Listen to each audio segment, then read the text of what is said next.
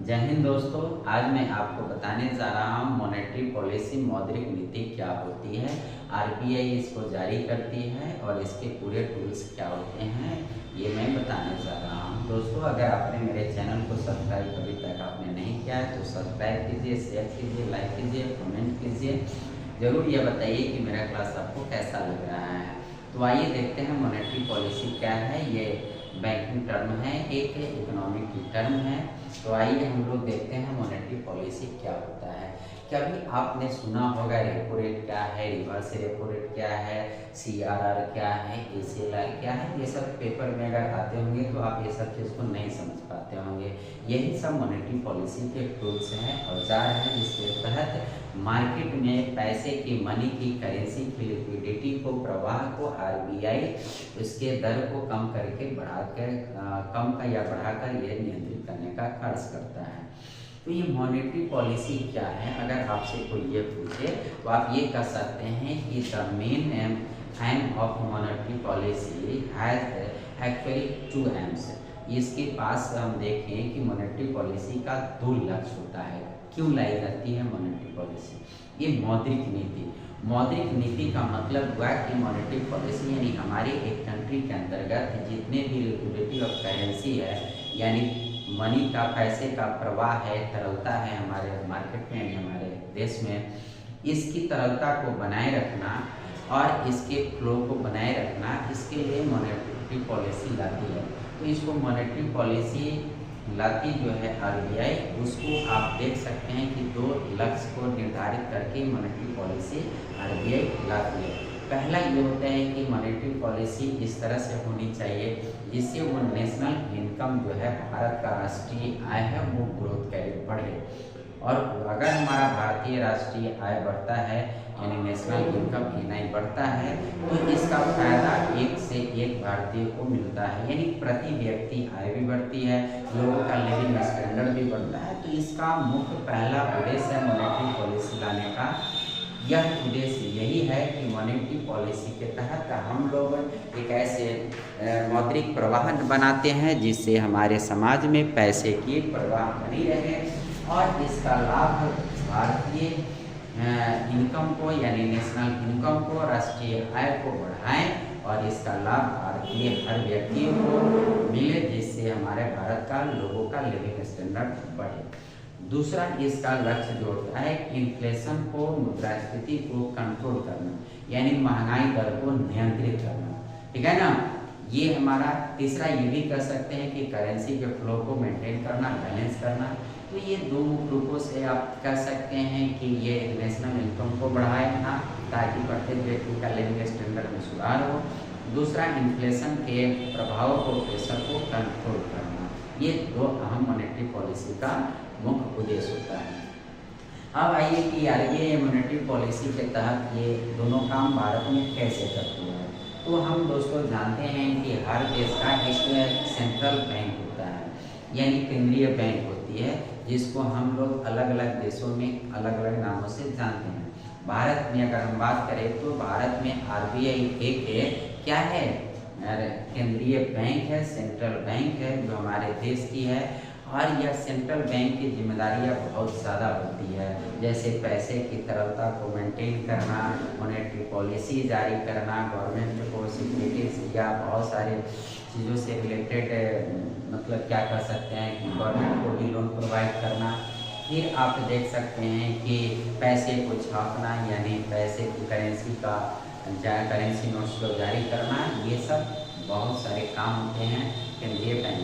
और हमारे भारत में जो केंद्रीय बैंक बनाया गया है वो है हमारा reserve bank of India, reserve bank of India, ठीक है ना, जिसको हम लोग क्या कहते हैं शॉर्ट में आरबीआई। ये रिजर्व बैंक ऑफ इंडिया जो है आरबीआई है, हमारे भारत का एक केंद्रीय बैंक है। पूरा मॉनेटरी पॉलिसी और फ्लो ऑफ करेंसी की लिक्विडिटी को मेंटेन करने का, फिर करेंसी को छापने का, ये पूरा काम आरबीआई करती है। अब ये आरबीआई के अलावा हमारा ये जितना आरबीआई का अन्य काम भी बहुत सारे काम है, लेकिन मेरा अभी टॉपिक मॉनेटरी पॉलिसी आरबीआई नहीं। आरबीआई के एक अहम काम में ये भी है कि कमर्शियल बैंक्स जो है उसको लोन देती है। ये कमर्शियल बैंक, नेशनलाइज्ड बैंक, जैसे आप स्टेट बैंक देखते हैं, भारतीय स्टेट बैंक, भारतीय Punjab bank, Punjab national bank आप देखते हैं, फिर सेंट्रल बैंक ऑफ इंडिया भी एक है आपका, बैंक ऑफ बड़ौदा है। ऐसे करके हमारे देश के आसपास हमारे कमर्शियल बैंक्स हैं, व्यवसायिक बैंक है। तो ये व्यवसायिक बैंक को भी ये पूंजी प्रदान करती है, लोन देती है, या उसके सरप्लस पैसे को अपने पास रखकर उसको थोड़े से उसका इंटरेस्ट देती है। तो इस तरह की बहुत सारी चीज़ें हैं जो आरबीआई करती है, तो कमर्शियल बैंक को भी ये लोन प्रदान करती है। तो आपने अभी तक आरबीआई और कमर्शियल बैंक से थोड़ी सी बातें को आपने जान लिया और मॉनेटरी पॉलिसी की परिभाषा को आपने देख लिया। तो अब आते हैं मॉनेटरी पॉलिसी के टूल्स क्या होती है।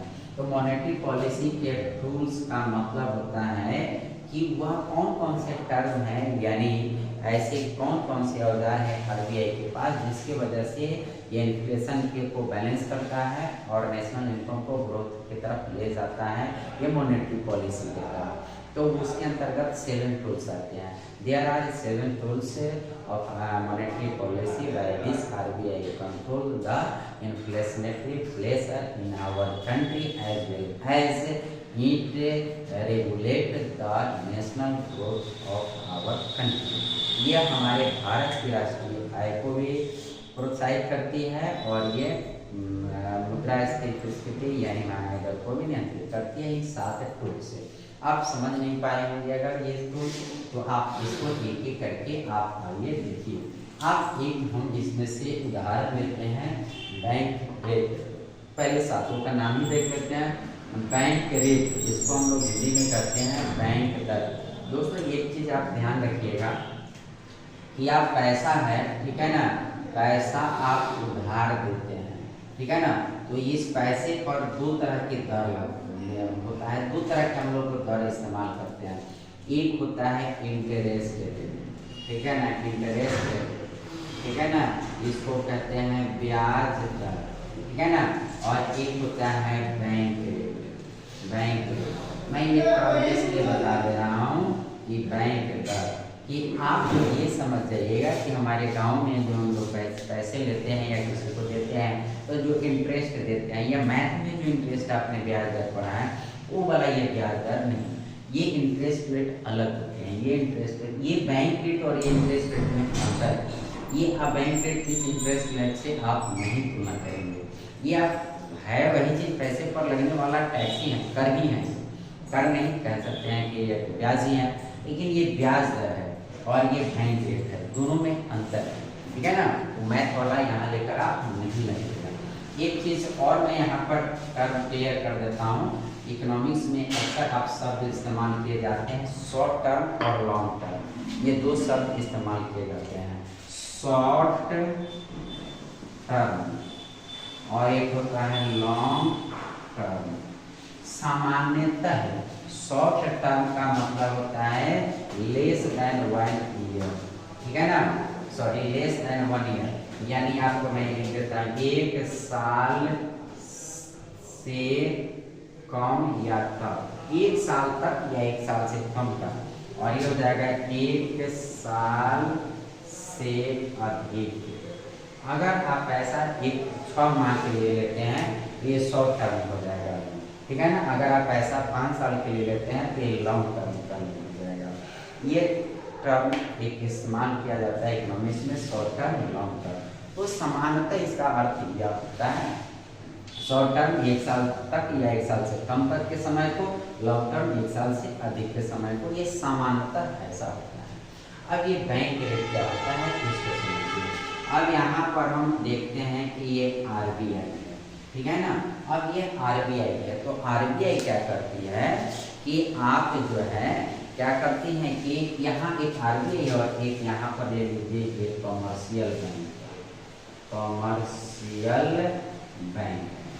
कमर्शियल बैंक मतलब जैसे पंजाब नेशनल बैंक हो गया, स्टेट बैंक ऑफ इंडिया हो गया, ये सब है कमर्शियल बैंक है। अब ये आरबीआई के पास पैसा है, ठीक है ना, और पैसा की आवश्यकता जो है, पैसा की आवश्यकता, पैसे की आवश्यकता जो है वो कमर्शियल बैंक को है। तो कमर्शियल बैंक को है तो आरबीआई क्या करेगी, इस कमर्शियल बैंक को लोन देंगे। तो ये लोन देंगे ना तो ये पर एक रेट निर्धारित करेंगे। ये रेट जो होता है ना लोन देंगे तो निर्धारित करेंगे, तो इसी को हम लोग कहते हैं बैंक रेट। तो यहाँ से आप निष्कर्ष तक ये परिभाषा दे सकते हैं, bank rate is the rate of interest eight which the central bank that is RTI leads to the commercial banks or ready to buy or discount first class bill। अभी फर्स्ट क्लास बिल क्या होता है मैं इतना अंदर नहीं लेकर आ जा रहा हूँ। ये कमर्शियल बैंक को आरबीआई यानी सेंट्रल बैंक जिस रेट पर लोन देती है उसी रेट को हम लोग क्या कहते हैं, बैंक रेट कहते हैं। अब आप सोचिए हुईगा कि रेपो रेट भी तो उसी को कहते हैं, तो एक चीज का ध्यान रखिएगा, ये रेपो रेट क्या है, रेपो रेट ये भी वही चीज है लेकिन ये शॉर्ट टर्म के लिए, ठीक है ना, और ये क्या है लॉन्ग टर्म के लिए, ठीक है ना। अगर आरबीआई से आप पैसा कोई कमर्शियल बैंक लेता है तो जिस इंटरेस्ट पर कमर्शियल बैंक को आरबीआई ब्याज देगा वो बैंक रेट कहलाएगा, 1 ईयर से ज़्यादा के लिए दे और शॉर्ट टर्म के लिए दे तो वो रेपो रेट कहलाएगा, ठीक है ना। रेपो रेट भी फर्क से मैं अलग से समझा रहा हूँ। अब देखिए कि बैंक रेट जो है अभी वर्तमान में आपका शायद 5.15% चल रही है मॉनेटरी पॉलिसी आरबीआई की।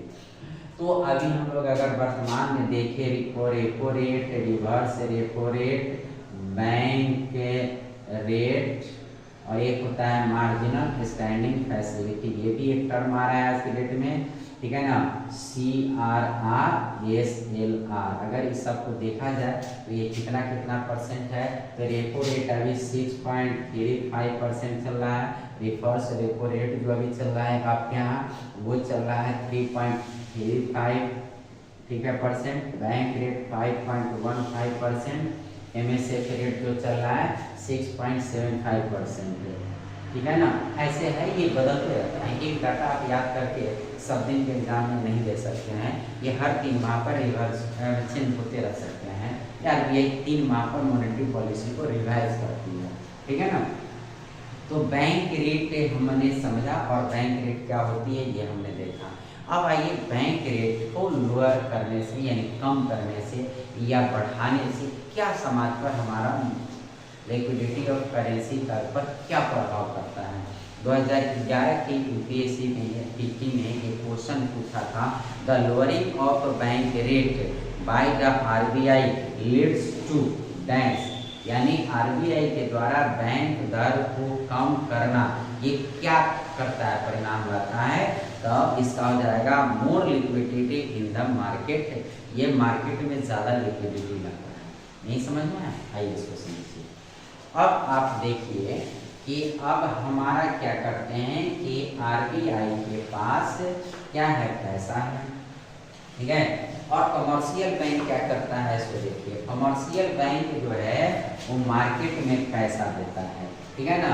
ये कमर्शियल बैंक जितने हैं वो मार्केट में परचेजिंग के लिए, यानी आप एक कस्टमर है, आपको पूंजी की ज़रूरत है, तो आपके पास पूंजी नहीं है तो बैंक के पास जाएंगे, चीप रेट पर कम ब्याज दर पर आपको वो बैंक लोन देगी, तो आपको जो लोन देगी वो इंटरेस्ट रेट हो जाएगा यानी ब्याज दर हो जाएगा, और उसको जो लोन आरबीआई से बनना है वो बैंक रेट है, और ये बैंक रेट से क्या करेंगी वो। अब मान लीजिए कमर्शियल बैंक के पास पूंजी कम है तो ये पूंजी आरबीआई से लेगी।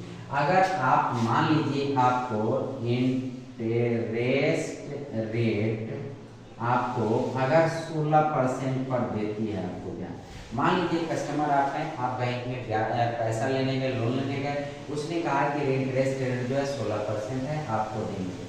आप क्या करेंगे कि 16% आप देंगे, आपको दे देंगे, ठीक है ना। कौन देंगे, बैंक, कमर्शियल बैंक आपको देंगे, और आरबीआई का बैंक रेट अगर अभी जो है वो हमारा है, बैंक रेट अभी अगर 5.15% है। अब देखिए ये 16% है और ये 5% अप्रॉक्स ले लीजिए, तो 11% का अंतर है। तो अगर कमर्शियल बैंक के पास पैसा खुद का नहीं है तो आरबीआई से पैसा लेकर भी आपको लोन देगी तो भी उसको फायदा होगा। लेकिन अगर हम इसको बढ़ाकर बैंक रेट को अगर 10% कर दे तो इसका और इसका मार्जिनल जो हो जाएगा, अंतर जो हो जाएगा वो कितने परसेंट की हो जाएगी, 6% की हो जाएगी। ठीक है ना।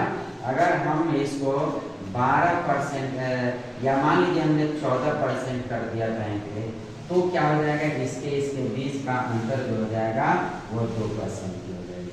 तो अब अगर मान लीजिए कि बैंक में आप अगर लोन लेने जाते हैं 16% के बदले 32% अगर कर रहा है, 40% कर रहा है, तो आप वहाँ से इंटरेस्ट लेना नहीं पसंद करेंगे क्योंकि ब्याज बहुत ज़्यादा लगेगी। तो आप कस्टमर हैं, इस नाते ये भी चाहिएगा कि आपको सिंपल मतलब चीप रेट में यानी कम में ब्याज दर में आपको बैंक से लोन मिल जाए। ये आपकी प्राथमिकता है कि कम ब्याज दर में मिले, और बैंक ये ध्यान रख रही है आपकी बात का। और अगर बैंक दर इधर से यानी उसके पास पैसा नहीं है तो आरबीआई से लेकर दे रही है तो उसका बहुत कम बैंक दर है, वो लेकर देगी तब भी बैंक मुनाफा कमाएंगे। ठीक है ना। बैंक जो है ना प्रॉफिट अगेन मार्केटिंग का एक हिस्सा है, यानी प्रॉफिट कमाने का उद्देश्य इसका मूल होता है, तो ये इसका प्रॉफिट होगा। लेकिन बैंक दर को बहुत ज़्यादा आप कर देंगे तो क्या हो जाएगा कि यहाँ पर ये मार्जिन कम हो जाएंगे। तो कोई भी कमर्शियल बैंक इस बढ़े हुए बैंक दर में आरबीआई से क्या करेगी, पैसा उधार लेकर आपको इंटरेस्ट पर देना पसंद नहीं करेगी और ये शांत हो जाएगी। तो इसका क्या परिणाम होगा से सुनिए। आरबीआई ये कमर्शियल बैंक जो है, ये कमर्शियल बैंक अब लोन ग्रांट करना नहीं चाहेगी, और लोन ग्रांट नहीं करना चाहेगी तो मार्केट में पैसे नहीं आएंगे। मार्केट का मतलब होता है ये पूरा देश को समझिए, ये आप उसी कस्टमर आप हैं, उसी मार्केट का हिस्सा है। यानी आप एक कस्टमर थे, आपको एक लोन नहीं थे, एक इंडिविजुअल आपने सोचे, इसी तरह से पूरे इंडिया में कितने लोग होंगे जिसको ये बैंक लोन अब नहीं दे पाएगी due to the hike in bank rate. Bank rate में इतनी वृद्धि हो गई है कि उसको मार्जिन अब कम कर रहे हैं, प्रॉफिट नहीं हो रहे हैं, तो आपको लोन नहीं मिलेगा। तो इस तरह से जितने भी कमर्शियल बैंक है पूरे कंट्री में किसी भी कस्टमर को बैंक लोन देने से बचेगी, नहीं देना पसंद करेगी। तो क्या होगा कि पब्लिक के पास पैसे की कमी रहेगी, तो वह परचेजिंग जो कैपेसिटी है यानी वस्तु की खरीदारी करने की यह नहीं कर पाएंगे। तो वस्तु की खरीदारी जब नहीं कर पाएंगे तो क्या हो जाएगा कि मार्केट में वस्तु कम बिकेगी, और कम बिकेगी तो मंदी का दौर आना शुरू होगा, फैक्ट्री की इनकम बंद हो जाएगी, यानी इंडस्ट्रियल जो सेक्टर है हमारा वह कम हो जाएगा, उससे मिलने वाले जो रेवेन्यू है यानी टैक्सेस है वो गवर्नमेंट को कम जाने लगेगी, और इससे हमारा राष्ट्रीय आय प्रभावित हो गया। तो आपने देखा राष्ट्रीय आय प्रभावित कैसे हो गया इससे। अब इसका ठीक उल्टा सोचिए कि इसका ठीक उल्टा सोचिए कि बैंक दर 14% है और ये 16% पर कस्टमर को बैंक कमर्शियल बैंक लोन दे रही है, तो इसको मुनाफा नहीं हो रहा है इसलिए नहीं दे रही थी। अब ये बैंक रेट 14 से घटाकर अगर 5 पर ला दिया जाता है तो ये कमर्शियल बैंक को यह लगेगा कि ये भाई इतने 5% पर लेकर हमको 16% पर देना है, 11% की मार्जिन है। एक मैं उदाहरण से समझा रहा हूँ, तो ये 11% मार्जिन है तब भी हमको 11% का प्रॉफिट है, तो हम क्यों ना, हमारे पास पैसा नहीं है तो हम क्यों ना हम बैंकों से, हम आरबीआई से हम बैंक रेट पर लोन लेकर और क्या करें, हम कमर्शियल बैंक हम क्या करें कस्टमर को लोन लें। तो कमर्शियल बैंक आरबीआई से बैंक रेट पर लोन लेकर कस्टमर को देना सोचे। अब इस कंट्री में लाखों कस्टमर है, बहुत सारी कंपनियां हैं। कस्टमर आप इंडिविजुअली अकेले हो सकते हैं या एक कंपनी हो सकती है, फर्म हो सकती है, क्योंकि आप पैसा ले रहे हैं। तो ये पैसा ले रहे हैं आप, तो क्या करेंगे आरबीआई अब आसानी से पैसा लेकर सबको देगी। तो अब आसानी से पैसा लेकर आप अगर किसी कंपनी को देती है, किसी इंडिविजुअल को देती है यानी व्यक्ति को देती है, तो मार्केट में पैसा ज़्यादा आ जाएगा। तो मार्केट में पैसा आ ज़्यादा यानी लिक्विडिटी बढ़ गई मार्केट में। पहले स्थिति में क्या हुआ था, लिक्विडिटी घट गई थी यानी पैसे का फ्लो कम हो गया था, इसमें पैसा मार्केट में बहुत फेंक दिया कमर्शियल बैंक ने आरबीआई से लेकर। अब मार्केट में पैसा फेंका जाएगा तो इस पैसा से क्या हो जाएगा, खरीदारी होगी, यानी खरीदारी होगी, ठीक है ना, खरीदारी होगी। क्या क्या चीज़ की खरीदारी कर ली, मान लीजिए कि आपने बैंक से लोन लिया, तो आप घर बनाना चाहते हैं तो घर में मटेरियल जो जो इस्तेमाल होता है उसको आप खरीदना शुरू करेंगे। आप हो सकता है कि कार लेना चाहते हैं तो कार लोन लिया तो आपने कार खरीदना शुरू किया। अगर आप मान लीजिए कि लैंड खरीदना चाहते हैं तो फिर वहाँ पर आपने हर जगह पर क्या किया, कमर्शियल बैंक ने पैसे के फ्लो को बढ़ा दिया, मार्केट में पैसे ज़्यादा हो गए। तो मार्केट में डिफरेंट टाइप ऑफ ऑब्जेक्ट्स हैं शुड बी बाउट, विभिन्न प्रकार की जो वस्तुएं हैं मार्केट में खरीदी जाने लगेगी, यानी मार्केट में वस्तुओं की क्या होगी, खरीदारी बढ़ जाएगी। क्योंकि मार्केट में जब खरीदारी बढ़ जाएगी इस कमर्शियल बैंक को लोन देने की अधिक की वजह से, तो क्या हो जाएगा कि मार्केट में लिक्विडिटी जो है, फ्लो का है करेंसी का, वो बढ़ जाएगा, यानी पैसा बहुत आएगा मार्केट में और हर वस्तु की खरीद बढ़ेगी। तो क्या होगा, मार्केट में किसी वस्तु की खरीदारी बढ़ जाती है तो कंपनी को मुनाफा होने लगता है। दूसरा इसका ये हो जाएगा कि खरीदारी जब बढ़ जाएगी तो इन्फ्लेशन भी बढ़ जाती है, महंगाई दर भी बढ़ने लगती है। लोगों के पास पैसा है, लोग खरीदेंगे चाहे पूरी रेट महंगी ही क्यों ना मिले। अब ये रेट महंगी मिल रही है, अब खरीदारी होने लगी है, तो मार्केट में अगर खरीदारी बढ़ गई है, लोगों की परचेजिंग पावर जो है वो बढ़ गई है, मार्केट से वस्तु को खरीदना शुरू करेंगे। उस वस्तु पर लगने वाले टैक्स और मिलने वाले रेवेन्यू जो है वो कंपनी से फिर हमारे देश को, तो राष्ट्रीय आय में कंट्रीब्यूशन हमारा इसका बढ़ जाएगा, यानी इस तरह से राष्ट्रीय आय को भी ये बढ़ा देता है। तो बैंक रेट को अगर हम कम करते हैं तो क्या होता है, मार्केट में लिक्विडिटी क्या हो जाती है, बढ़ जाती है, और बैंक रेट को बढ़ा देंगे तो मार्केट में लिक्विडिटी घट जाती है। समझ में ये बात आई दोस्तों?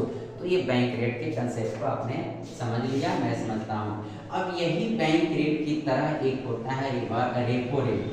अब रेपो रेट क्या होता है कि अगर लॉन्ग टर्म के लिए नहीं, शॉर्ट टर्म के लिए किसी कमर्शियल बैंक को पैसा की जरूरत पड़ रही है तो वो सेंट्रल बैंक से जो पैसे लेंगे और सेंट्रल बैंक जो उस पैसे पर ब्याज देंगे उससे, उसी को हम लोग कहते हैं रेपो रेट। आप कहेंगे कि रिवर्स रेपो रेट क्या होता है?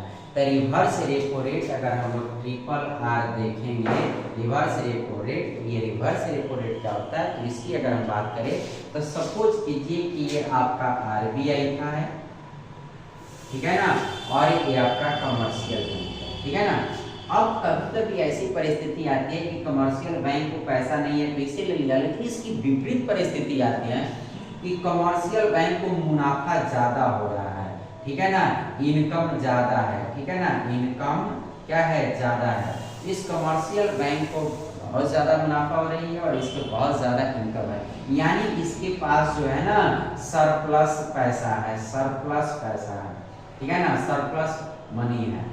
अब ये सरप्लस मनी है, यानी एक्स्ट्रा पैसा है, पैसा है इसके पास, और पैसा अपने पास रखे रहने से तो कुछ होगा नहीं, तो सोचेगा कि हम पैसा को इन्वेस्ट कर देते हैं, कहीं हम दे देते हैं, तो ये सरप्लस पैसा आरबीआई के पास रखना चाहेगा। तो आरबीआई के पास अगर ये सरप्लस पैसा अपना रखता है तो आरबीआई फ्री में इसके पैसा को नहीं रखेगी, कहेगी कि भाई तुम्हारा पैसा है, अब हम तुमको उस पर क्या करते हैं, अरे हम ब्याज भी कुछ देते हैं। तो अगर किसी कमर्शियल बैंक के पास सरप्लस पैसा हो गया है तो वो सरप्लस पैसा अपना आरबीआई के पास कंट्रीब्यूट करती है, आरबीआई को देती है रखने के लिए, तो आरबीआई जिस जो ब्याज देता है उस पैसे पर उसी को रिवर्स रेपो रेट कहते हैं। रिवर्स रेपो रेट क्या हो गया, आरबीआई से कमर्शियल बैंक पैसा लिया तो वो कमर्शियल बैंक को जिस दर पर मिला उसको शॉर्ट टर्म के लिए रेपो रेट। अगर कमर्शियल बैंक के पास पैसा ज्यादा है तो यह जो